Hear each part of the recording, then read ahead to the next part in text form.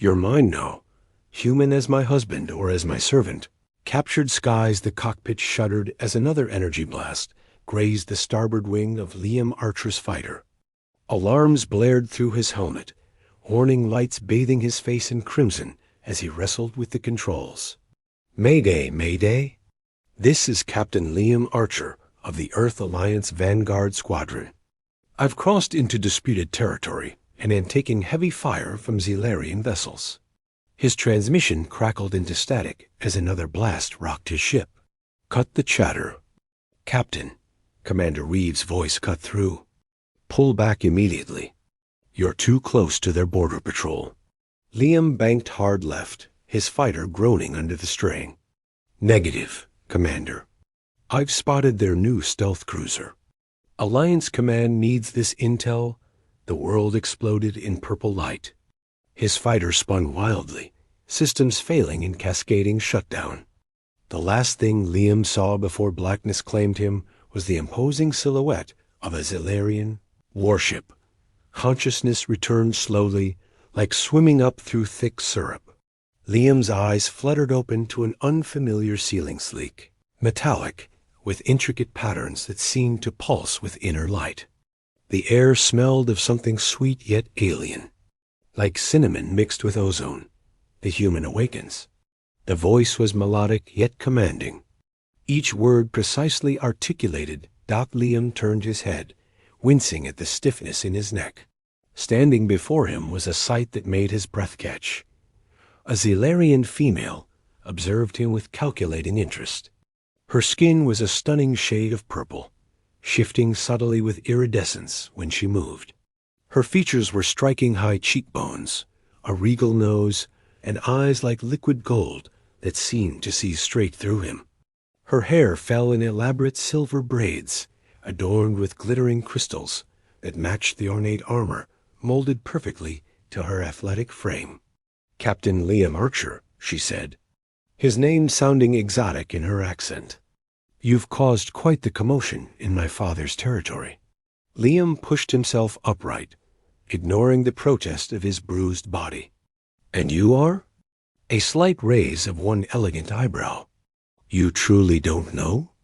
I am Princess Nexera, heir apparent to the Zilarian Empire and commander of the Imperial Border Fleet. Should I bow? Liam's voice dripped with sarcasm. Your species' defiance is well documented, Nexera replied, circling him slowly. Though most humans show more fear when facing me, I save my fear for things that deserve it. Her laughter was unexpected, like crystal bells with an edge of danger. Bold words from someone whose life hangs by my decision. Liam glanced around the opulent chamber. This was no prison cell, but rather what appeared to be private royal quarters. Why am I here, and not in a cell with the other Poes? Nexera stopped her pacing, fixing him with those golden eyes. Because you're different, Captain. Your flight maneuvers were ... impressive. You nearly evaded my entire squadron, a feat no human has accomplished. She approached, close enough that Liam could see flecks of amber in her golden irises. The Empire has protocols for prisoners of war, interrogation, labor camps. Eventually, exchange during peace talks. She paused. But I find myself ... curious about you. Lucky me, Liam muttered. Indeed. Nexera's lips curved into something between a smile and a predator's assessment. Which is why I'm offering you a choice, Captain Archer. 2 paths, both preferable to the fate awaiting other captives. Liam tensed. I'm listening. Your life now belongs to me. This is non-negotiable. But how you serve is your choice. She raised one slender finger. First option, become my personal attendant. You will serve in my household, accompany me where required, but remain, essentially, my property. Liam's jaw tightened. And the second? Nexera's expression shifted, something unreadable flickering across her features. Become my consort. My husband, in your human terms. You can't be serious. I assure you, I am rarely anything but serious, she replied. Political marriages between conqueror and conquered have historical precedent in both our cultures. Liam stood, ignoring the guards who immediately stepped forward. Why would you want either? There must be a line of Xilarian nobles eager to serve or marry you. For a brief moment, something vulnerable flashed in those golden eyes. So quickly, Liam almost missed it. Loneliness? Frustration? My reasons are my own, she said sharply. You have until tomorrow's rising of our central sun to decide. She turned to leave, her armor catching the light. What if I refuse both options? Liam called after her. Nexra paused at the doorway, not turning back. Then you prove yourself ordinary after all, and I lose interest in your fate. The door sealed behind her with a whisper of technology. Liam sank back onto the edge of the bed, mind racing. Both choices seemed impossible servitude or a political marriage to an alien princess. Yet in that brief, unguarded moment, he'd glimpsed something beneath Nexra's imperious facade. Not just a princess, but a person with her own burdens and secrets. As he gazed out the viewport at unfamiliar stars.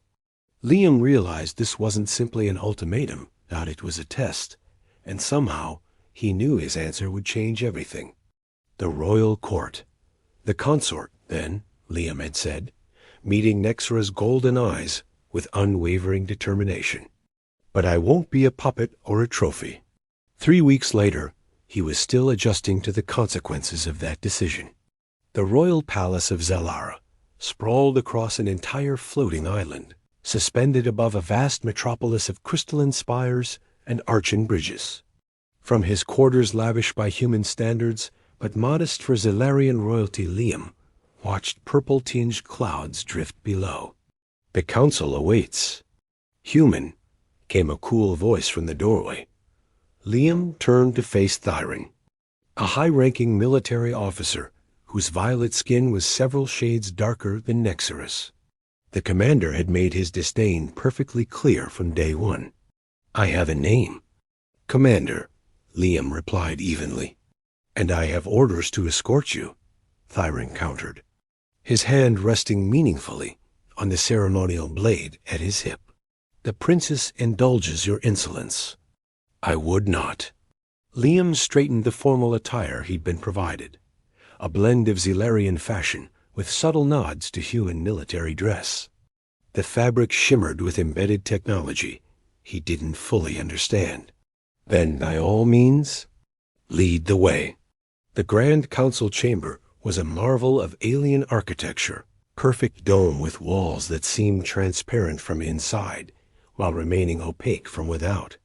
Seated in a semicircle were 12 Xilarian nobles, their skin tones ranging from pale lavender to deep amethyst. At the center sat Emperor Vorax, imposing and regal with intricate silver markings across his violet skin. Beside him, Nexra sat straight-backed and imperious. When her eyes met Liam's, something unspoken passed between them.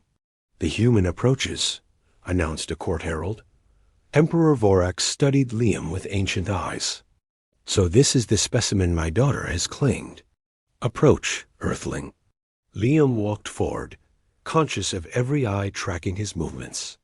He stopped at the precise distance Nexra had coached him, close enough to show respect, far enough to avoid presumption.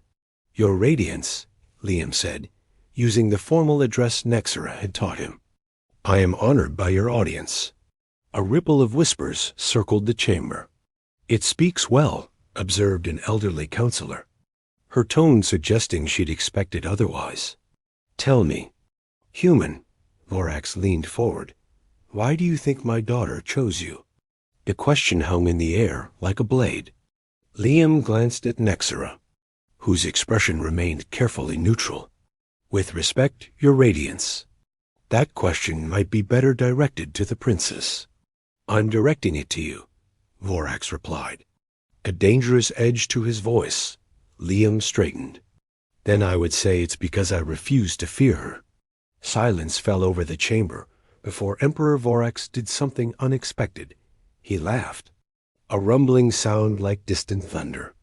Honest, at least. He turned to Nexera. Your pet has spirit, daughter. Whether that serves or endangers our empire remains to be seen. He is not a pet, father, Nexera replied, her voice cool but firm. He is my chosen consort, as is my right under the 7th Imperial Decree. A right you exercised without consultation, remarked the stern-faced counselor. The border incursions increase, Thyron interjected. The humans push against our territory daily. Taking one as a ... consort sends a message of weakness. On the contrary, Exera countered, it demonstrates our capacity for both strength and wisdom. The humans respect neither, yet require both. Liam watched this verbal sparring, realizing he was merely a symbol in a much larger political game. But the way Nexera defended her choice, there was something personal in it that transcended politics. The debate continued, with Liam occasionally answering direct questions about Earth's military structure and alliance systems. He revealed nothing sensitive, yet provided enough to demonstrate his value. As the session concluded, Emperor Vorax made a proclamation. The human will remain as my daughter's consort-elect for one full cycle of our moons. During this time, he will learn our ways and prove his worth. At cycle's end, I will decide whether this arrangement continues or concludes. The threat behind those final words was unmistakable. Later, in Nexera's private gardens, Liam finally had a moment alone with the princess. Your father plans to execute me at the end of this cycle, doesn't he? Liam asked without preamble. Nexera's fingers trailed over exotic blooms that seemed to glow from within.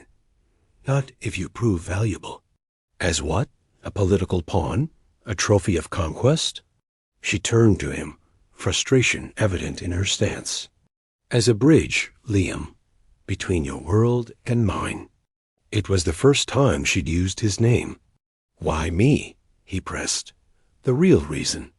Nexera hesitated, vulnerability briefly eclipsing her regal demeanor. Because when you looked at me, you saw past the princess to the person. Do you know how rare that is? Liam stepped closer. Is that why you gave me that choice? To see if I would choose to stand beside you rather than beneath you? Perhaps. Her golden eyes studied him with new intensity.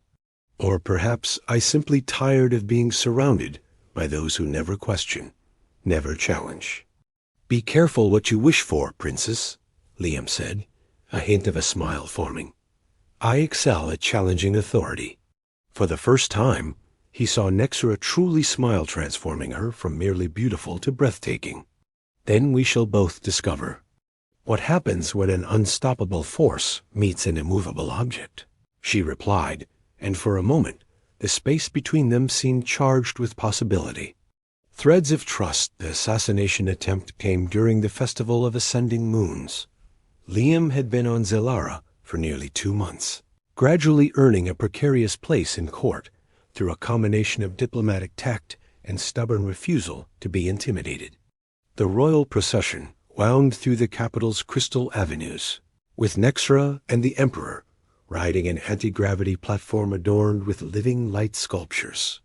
Liam followed several paces behind, alongside other court officials. He noticed the discrepancy first, a maintenance worker whose uniform didn't quite match the others.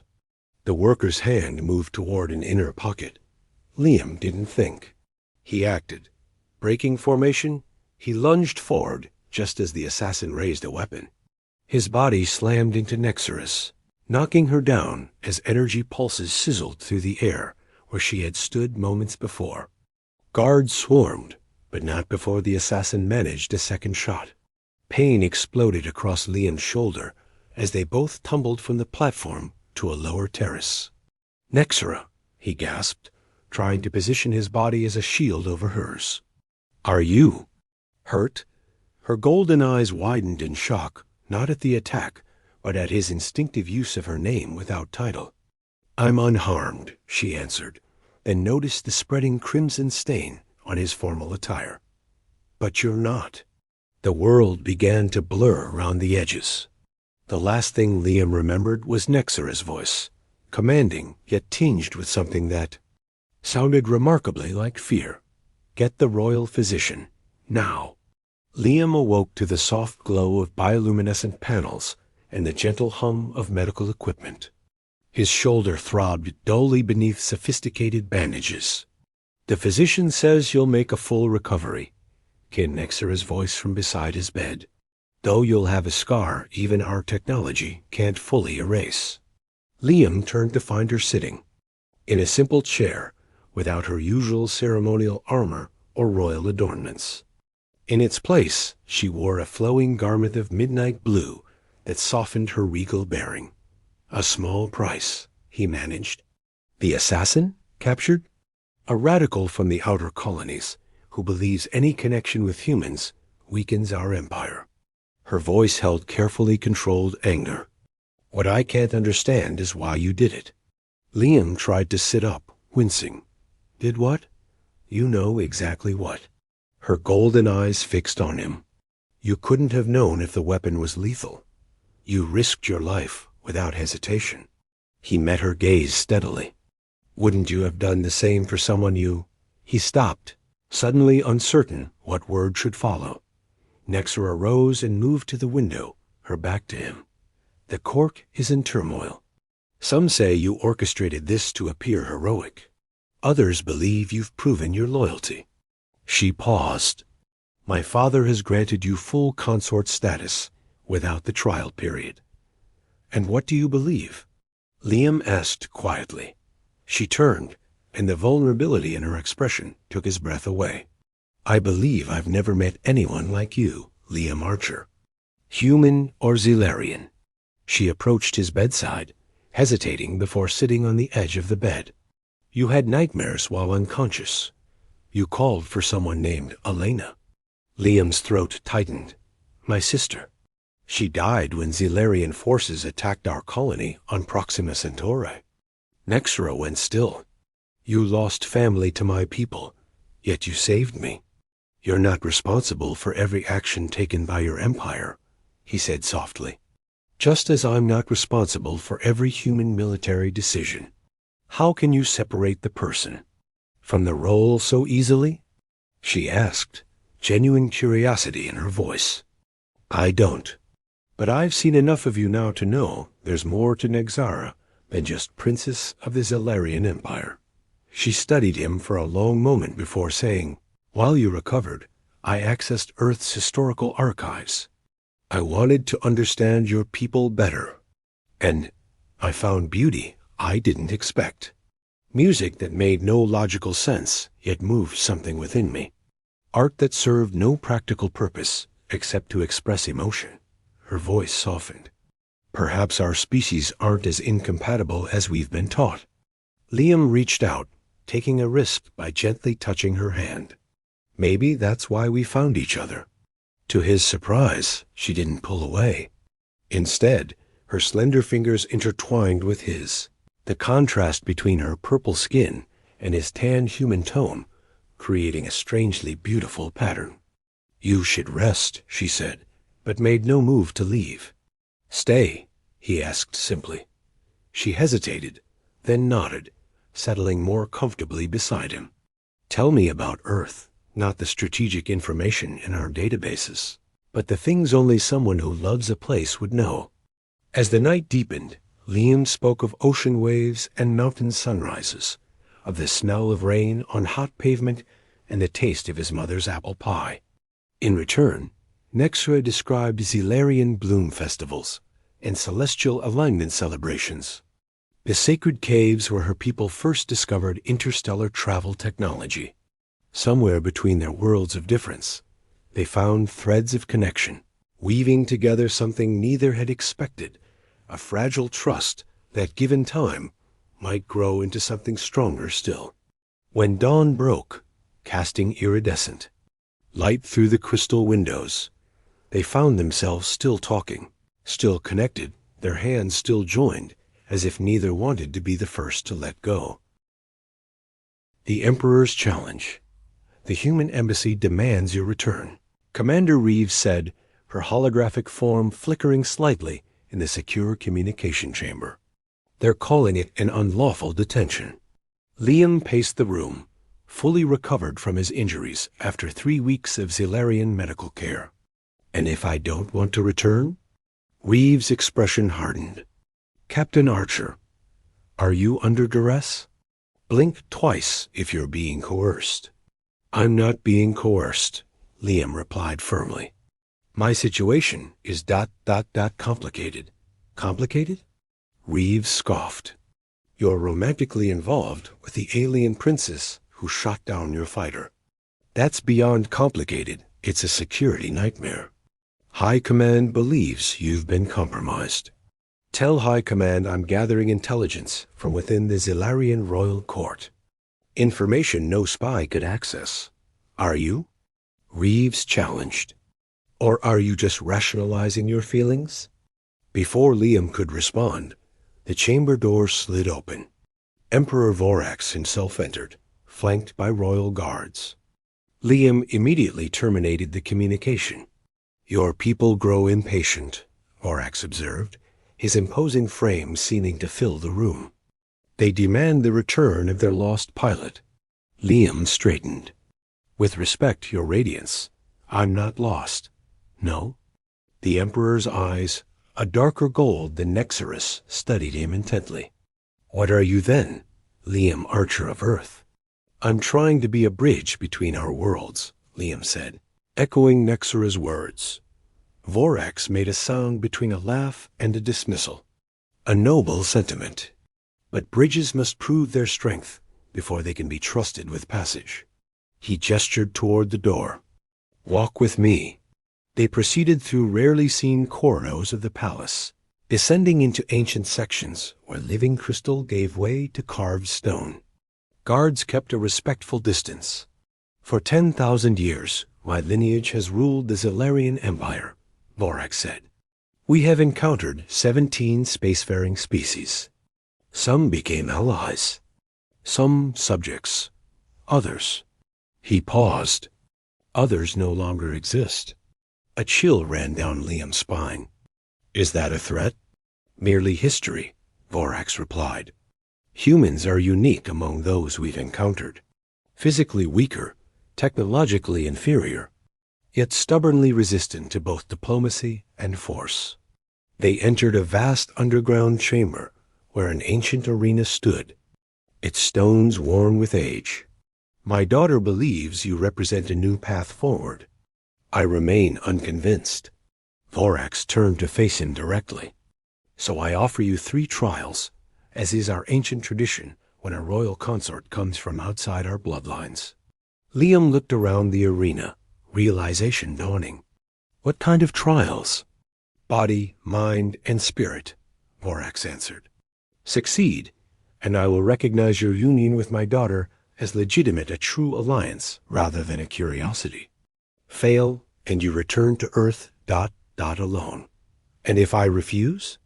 Then you prove yourself unworthy of both my daughter and your own ambitions for peace. Vorax said simply.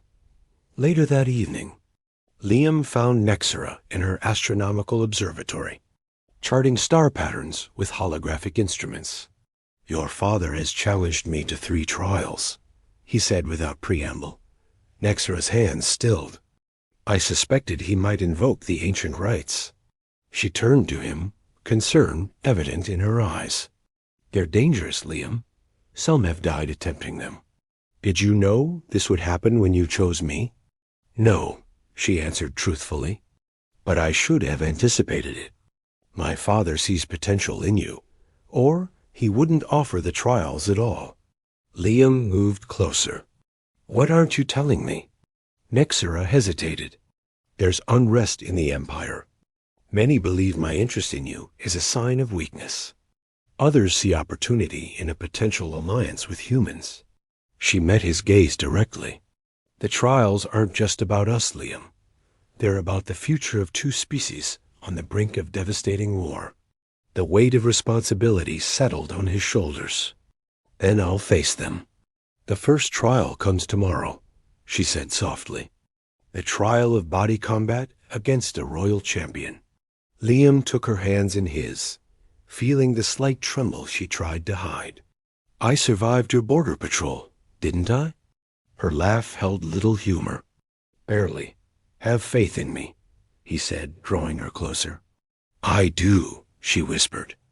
And this time, when their lips met, there was no hesitation.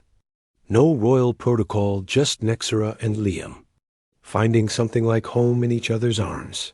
The trial of body proved brutal, a combat challenge against Theron himself, who had volunteered as champion.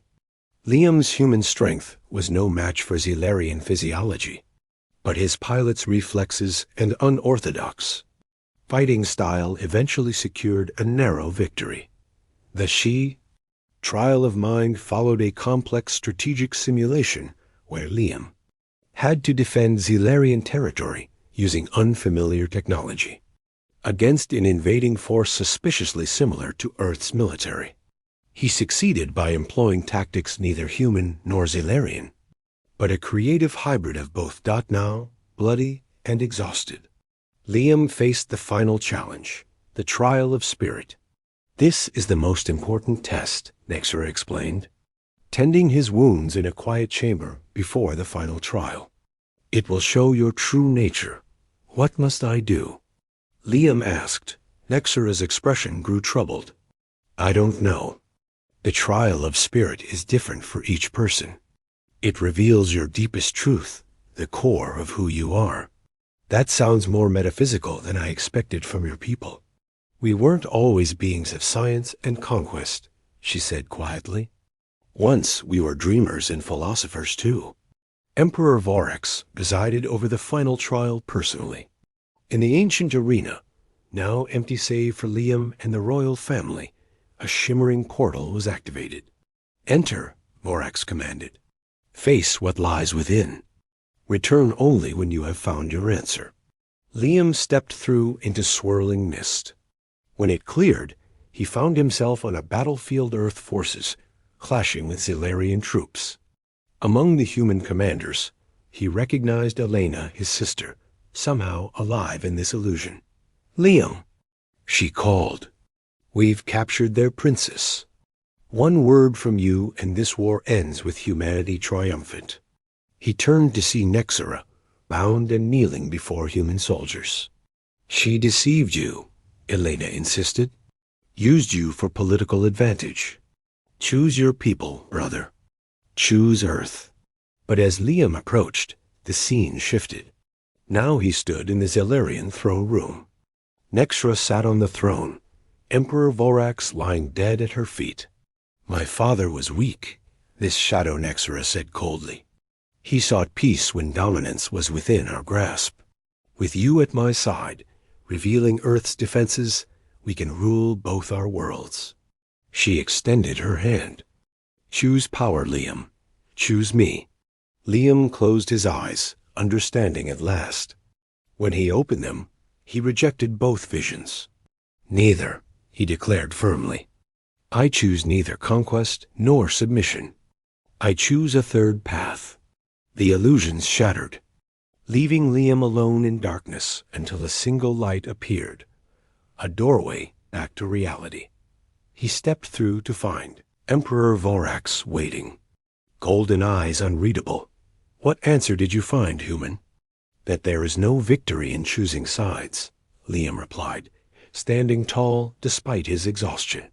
The only path forward is to create something new together. A long silence followed before Vorax nodded once. You have passed. Between two worlds, 3 months later, Liam stood on the observation deck of the Imperial flagship, watching Earth grow larger through the view screen. The blue-green planet, swirled with white clouds, stirred both longing and trepidation in his chest. Having second thoughts? Nexera asked, joining him at the viewport. Her royal armor gleamed, but she had foregone the more intimidating elements for this diplomatic mission. Just wondering how to explain to my former commanding officers that I'm returning as the consort to a Zilarian princess. Liam replied, not exactly standard military procedure. Diplomatic history is filled with marriages that ended wars, she reminded him, a slight smile playing at her lips. Though I imagine few were quite as unconventional as ours. Their formal union ceremony had been conducted before departing. Xylair, a blend of Earth and Xelarian traditions that symbolized their broader mission. Now they led the first official peace delegation between their worlds. Emperor Vorax's support still surprises me, Liam admitted. My father recognizes the inevitable, Exera said. Our civilizations will either find common ground or destroy each other. He would prefer the former, despite his warrior reputation. A communication officer approached with respectful deference. Princess, we're receiving transmission from Earth Alliance Command. They're requesting verification of our diplomatic credentials. Send them, she instructed, then turned back to Liam. It begins. The reception on Earth was tense, but controlled. Military leaders eyed the Xelarian delegation with suspicion, while politicians saw opportunity in peaceful relations with the technologically superior Empire. In a private moment before the formal negotiations, Liam reunited with Commander Reeves. They're calling you a traitor in some circles, she said bluntly. Others think you're the luckiest man alive to have caught an alien princess's eye. And what do you think? He asked his former superior. Reeves studied him. I think you've changed, Archer. The question is whether it's for better or worse. I'm still human, he assured her. I still care about Earth. And her. Reeves nodded toward where Nexera stood, conversing with Earth officials. Do you actually love her? Or is this all political theater? Liam followed her gaze, watching Nexera. Even among humans, she commanded attention regal, confident, yet showing a diplomatic flexibility few expected from the warrior princess. I love her, he said simply. I didn't plan to. It wasn't part of any strategy. It just happened. Well, Reeves sighed, that actually makes me feel better about all this. Love, I can understand. Politics makes me nervous. The negotiations proceeded for days, with progress and setbacks in equal measure. The turning point came when a radical human faction attempted to assassinate the Xelarian delegation, mirroring the earlier attack on Nexera. This time, it was Nexera who acted to protect Earth's representatives, using her body to shield the human Secretary-General from the blast. Her injuries were serious, but not life-threatening. In her recovery room, Liam held her hand, their roles now reversed from months earlier. I understand now, she said softly. What you felt that day when you saved me. Blind panic? Liam suggested with a weak smile. Clarity, she corrected. In that moment, all politics vanished. All I saw was another being in danger. The assassination attempt, rather than derailing the peace process, accelerated it. Images of the Xelarian princess protecting a human leader circulated globally, humanizing the aliens in ways years of diplomacy couldn't achieve. On the final day of negotiations, Liam and Nexera presented a bold proposal: a joint colony on the disputed border world of Eridani Prime, governed by representatives of both species. A testing ground for coexistence. This isn't just about treaties, Liam told the assembled delegates. It's about proving we can build something together. For 10,000 years, my people have encountered other species as either potential subjects or potential threats, Exera added. Perhaps it's time we encountered one as potential equals. As the delegates debated, Nexera drew Liam aside to a quiet balcony overlooking the Pacific Ocean. Whatever they decide, she said, we've changed the course of history. Liam watched the sunset, painting the water in shades of orange and gold. Which world will we call home? Perhaps neither, she suggested. Perhaps both. Her golden eyes met his. Or perhaps we build our own home, something that belongs to neither world, but creates a path between them. A bridge, Liam said. remembering their earliest conversations. Yes, she touched his face gently. Though I've learned bridges aren't built solely from duty or political necessity. What are they built from, then? He asked, drawing her closer. The same material that spans the distance between stars, Nexera replied. Between different worlds and different hearts.